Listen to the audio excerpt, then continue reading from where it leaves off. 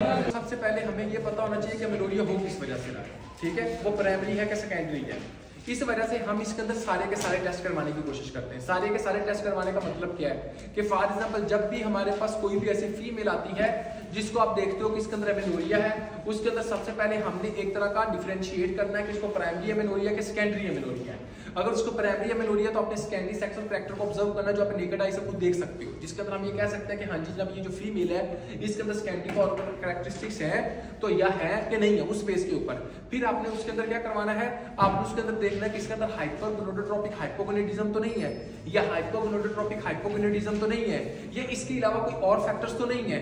फिर कौन कौन से फैक्टर्स है, एक एक चीज को आपने डिफरेंशिएट करना है। जैसे कि आप FSH-LH का टेस्ट करवा सकते हो, जैसे कि आप एस्ट्रोजन और प्रोजेस्टेरोन का टेस्ट करवा सकते हो, समझ आ रही है। FSH-LH का टेस्ट करवाएं, एस्ट्रोजन और प्रोजेस्टेरोन हार्मोन का टेस्ट करवाएं। इसके साथ आपको पता है कि प्रोलैक्टिन हार्मोन जो होता है वो भी आपका एमेनोरिया करवाता है, प्रोलैक्टिन हार्मोन का लेवल चेक करवाएं।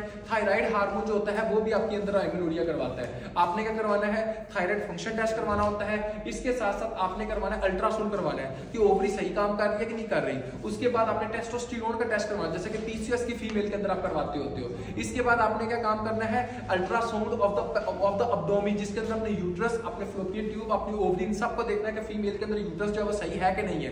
उसके बाद आपने हिस्ट्री के अंदर इम्परफोरेट हाइमन की हिस्ट्री लेनी है। उसके बाद आप जो टेस्ट करवा सकते हो वो आप देख सकते हो कि कहीं इसको टीबी तो नहीं है, कोई स्ट्रेस तो नहीं है, कोई एक तरह का डाइट प्लान के ऊपर पीछे तो नहीं भागी जा रही। ये सारे के सारे फैक्टर्स जो होते हैं वो एक तरह के एमेनोरिया करवा सकते हो और हमने एक एक फैक्टर को देखना होता है। और सबसे मोस्ट इंपॉर्टेंट फैक्टर वो क्या है, प्रेगनेंसी को चेक करना। समझ आ रही है कि हाँ जी जनाब फीमेल प्रेग्नेंट है कि नहीं है, तो ये आपने देखना होता है। अब